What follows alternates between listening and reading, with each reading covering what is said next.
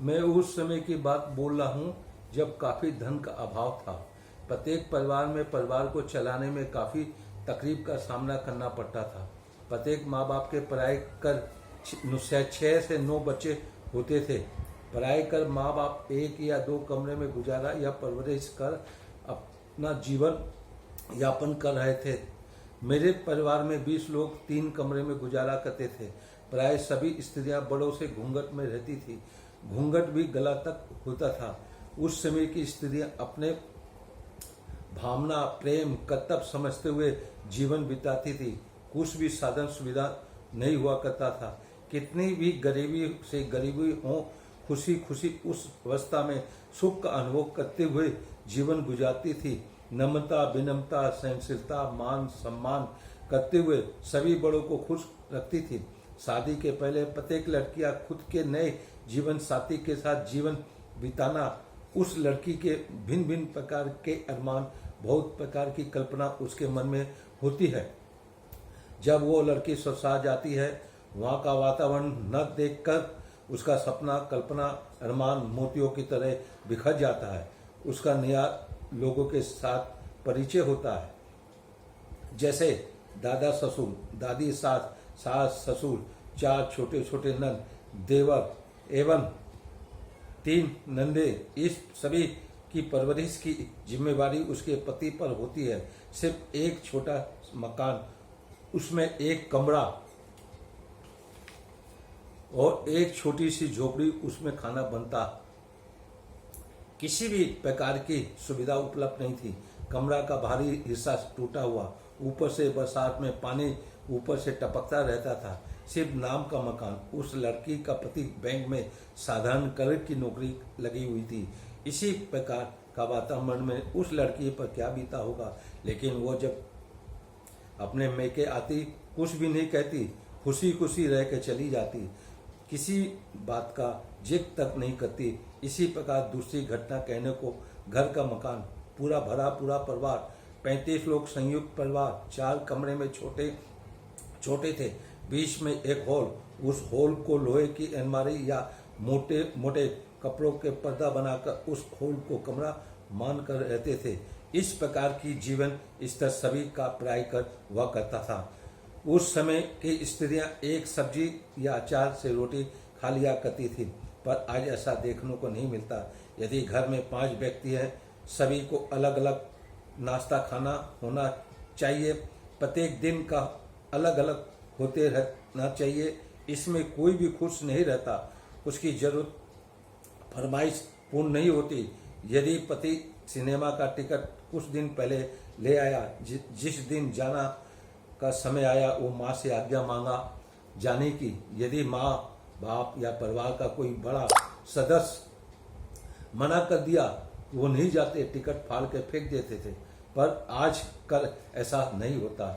लड़का लड़की तैयार होकर आते, हम जा रहे हैं, हम दोनों का खाना नहीं बनेगा। कहाँ जा रहे हैं बताने की जरूरत नहीं समझते। बड़ों की यूं पूछने की हिम्मत भी नहीं होती। कहीं जा रहे हैं, होटल में क्या, सिनेमा, उस समय करने का भाव रहता था।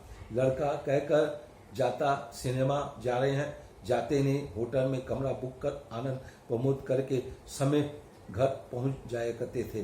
परिवार में खुश रहने के लिए इन बातों पर ध्यान रखा जाए तो परिवार में प्रेम बना रहेगा।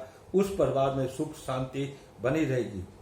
परिवार का प्रत्येक व्यक्ति अपना अपना कर्तव्य समझकर एक दूसरे को सहयोग करे, यानी त्याग की भावना प्रत्येक में होनी चाहिए। प्रत्येक जीवन प्राणी अपना अपना भाग के साथ जन्म लेके पृथ्वी पर आता है। जन्म से मरण तक उसका पल पल का हिसाब से भोग कर चला जाता है इस संसार से। कोई भी वस्तु हमें सुख दुख नहीं देती। हम सभी मान लेते हैं उस वस्तु से हमें सहयोग मिलता है। लेना अपने अपने ढंग से, यानी उस वस्तु से किस प्रकार सहयोग लिया जाए। प्रत्येक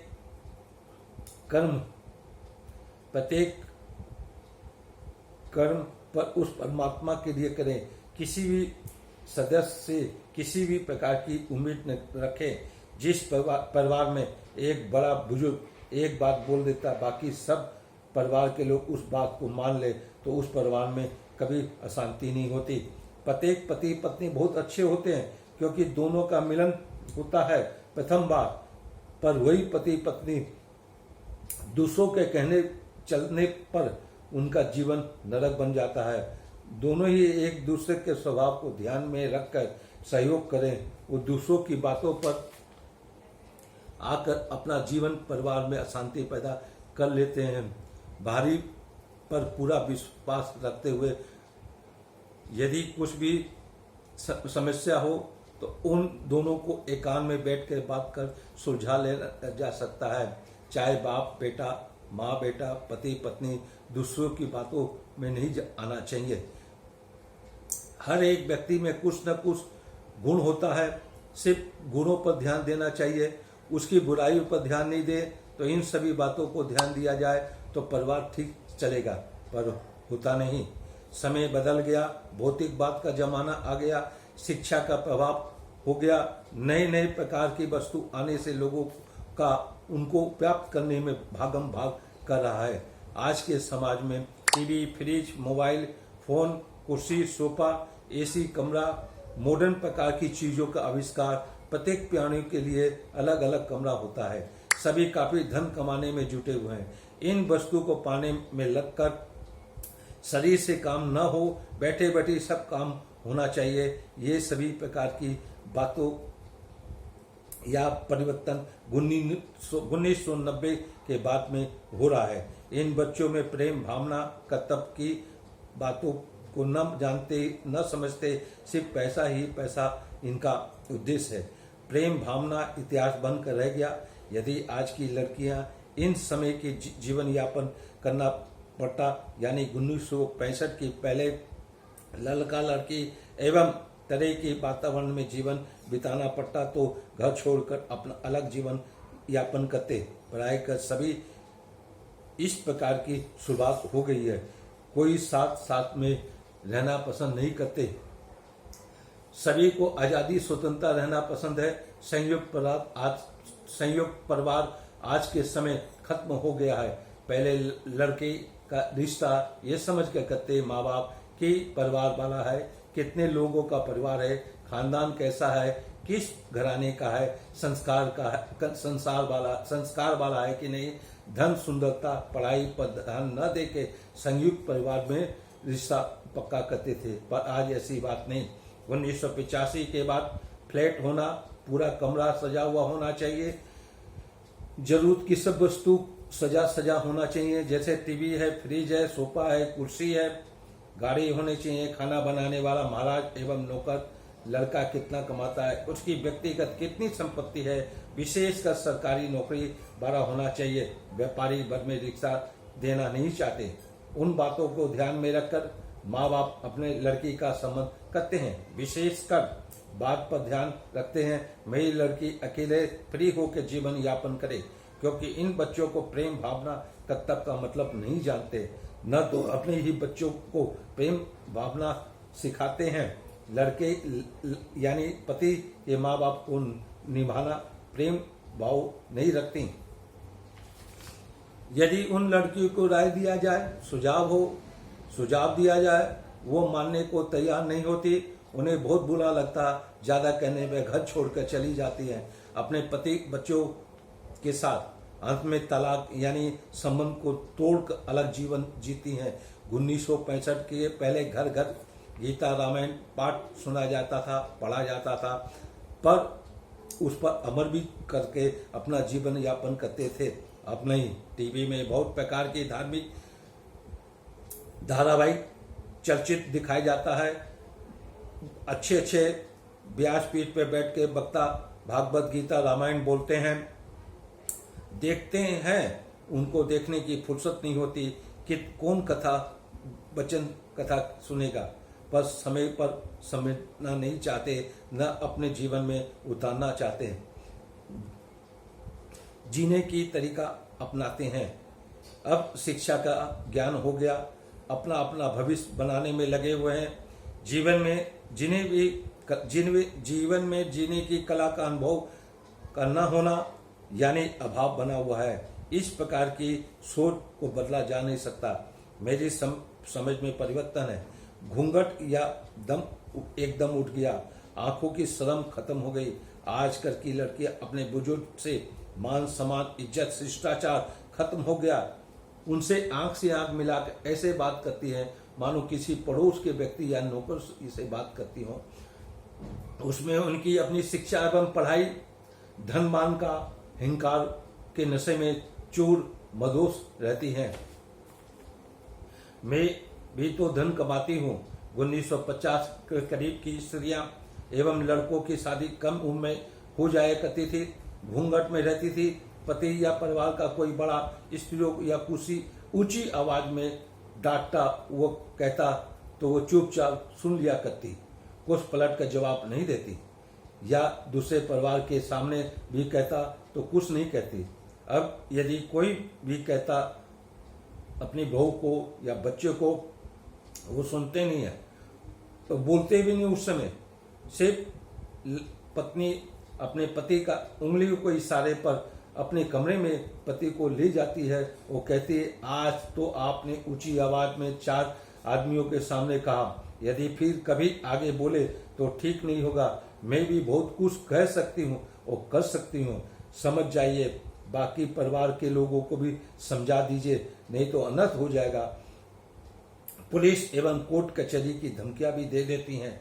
इसलिए आजकल जो भी समाज में हो रहा है, जिनके नहीं हो रहा है, वो बहुत भाग्यशाली हैं। पहले कम उम्र में लड़का लड़कियों की शादी घूंघट के ओट में होती थी। लड़की को देखा देखी और शादी दूसरे से कर करवा देते थे। कभी कभी 2-3 बारात एक साथ धर्मशाला में रुकी, नाश्ता या खाने के लिए बदला बदली हो जाया करती थी।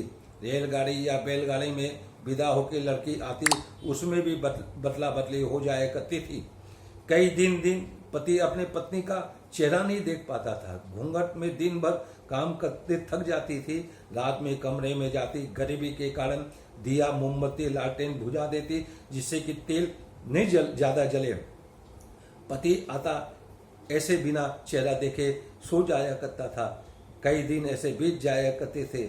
जब कभी शादी ब्याह कहीं जाना होता या त्योहार होता, तब वो पति अपनी पत्नी का ठीक ढंग से मिलन हो पाता। मेरे विचार में पत्नियों को ज्यादा मान सम्मान इज्जत देता हूँ। कोई भी पति अपनी पत्नियों का ऋण नहीं चुका पाएगा मरते दम तक। पति सिर्फ धन कमाकर लाकर धन ही देता है। पत्नी का दर्जा सबसे ऊंचा जब हो जाता है जब वो माँ बनती है, यानी प्रथम पुत्र उसको जन्म देती है, तब वो पति से भी ऊपर दर्जा हो जाता है। एक पत्नी दोनों पक्षों को संभालती है, अपने खुद का परिवार, मैके का परिवार, पति के परिवार की पूरी जिम्मेवारी निभाती है।